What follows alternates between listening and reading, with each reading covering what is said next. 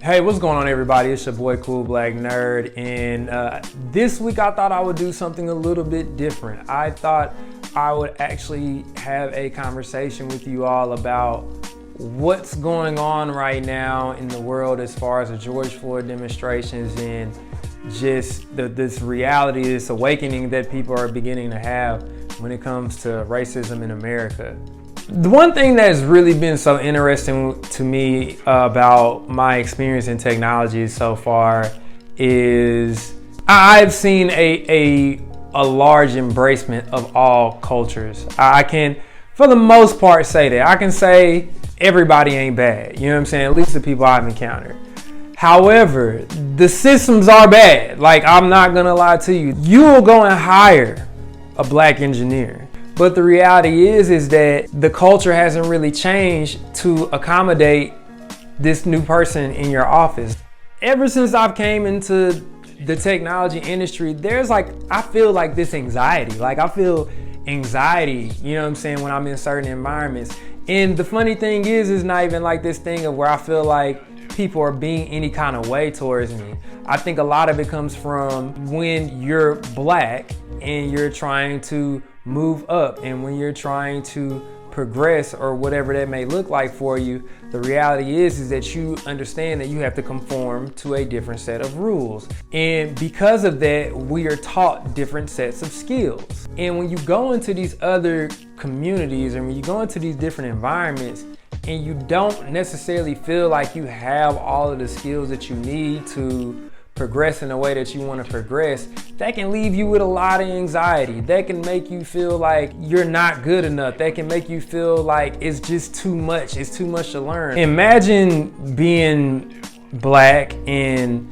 knowing you don't necessarily have the skills to progress in another environment the way that you would like to.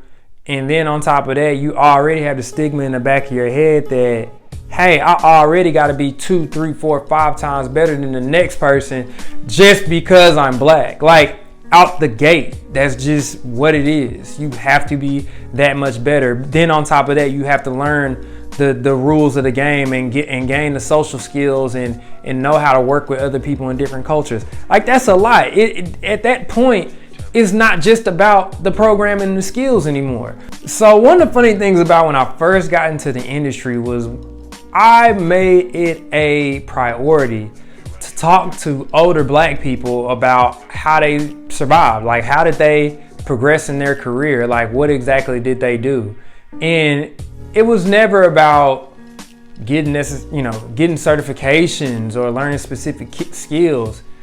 It was always a chess game. It was always like them giving me game on how to deal with people. Like, that was literally the advice that they would give me. They would give me advice on how to deal with people. But then when I go talk to other people, when I talk to white people, or I talk to, other cultures about how they progress, it's all about certifications and skills and make sure you keep up with the technologies. I'm like, wait a minute, why are the perspectives so different in regards to how you progress in your career? That was a hard thing to process, and then it made me realize, hey, there's like systematic racism in technology. Like it exists. It still does exist for us. It is a stone cold reality for black engineers to have to deal with even systemic racism in our industry. Period. We don't see a lot of us in upper management. We don't see a lot of us in positions of power. Some of us don't always move into positions of power, and it's never because we're not good enough. It's because of the systems that are put in place do not favor us. Now, I'm not sitting here saying that is everybody. I'm not saying that's everybody. There are a lot of big companies out here that are all about bringing in people of color, and not just bringing in people of color, but also making sure that they're fostering an environment where they actually feel welcomed. And I think that's beautiful. I think what Netflix is doing is beautiful, and there's a lot of other companies like them that are doing the same thing. But a lot of these companies out here that leverage technology to run business processes don't give a damn. about any of that. They don't care about changing their culture. They care about making money. What I don't want to continue seeing is companies wanting to bring in people of color, or wanting to bring in black people, or wanting to understand black people's opinions and voices and our perspectives on technology and things of that nature. But at the same time, that they're not creating cultures, or they're not creating environments that bring those people in and embrace those people.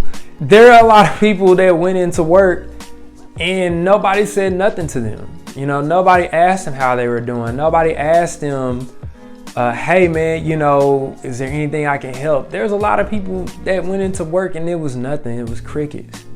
It was crickets. And now they're expected to come in and do their job to their maximum potential. And that's just not how it works, man. That's not how it works. We are people. We cannot continue to just be diversity hires and you don't create environments that make us feel welcome. There's a lot going on in the world, and a lot of the things that are going on, it really affect us, or at least it affects everybody, but we're like getting like the brutal end of everything. You know, the corona is killing black people at a higher rate than everyone else. You got the George Floyd protests that are going on. Like, give us a break. Like, companies need to make sure you're creating environments that foster support of black people. And what that can look like is making sure that when a new hiree comes in, that maybe you have support groups of other people of color there that, you know, they can confide in. Making sure that they're being involved in everything that's going on with the team. So if the teams have lunches, or if the teams are doing things or going out places and stuff like that, invite the people. Like, actually make them feel like they're supported. Actually ask them questions about what's going on in their life, where they come from, what they do. What are things that they deal with on a daily basis? I mean, these people aren't just skills and talent. These are people, and they need to be supported. So if you have a black engineer or someone on your team or someone around you who maybe you've never had those kinds of conversations with, maybe you never really got to hear what their perspective is on the world and how they deal with things, or even how they handle their career, go and talk to them. Go and talk to them this week. Go and talk to your black coworkers. Go and talk to your black friends about, you know, how are they dealing with everything that's going on right now? How are they processing things? How have they been dealing with this in their career, right? You know what I'm saying? Is there anything in their career that maybe you can help them accomplish, maybe that they couldn't accomplish? Talk to them. Talk to them. Talk to them. Please continue to talk and continue to ask questions and continue to reach out to me. Please hit me up. Twitter, Instagram, Cool Black Nerd, COOLBLKNERD.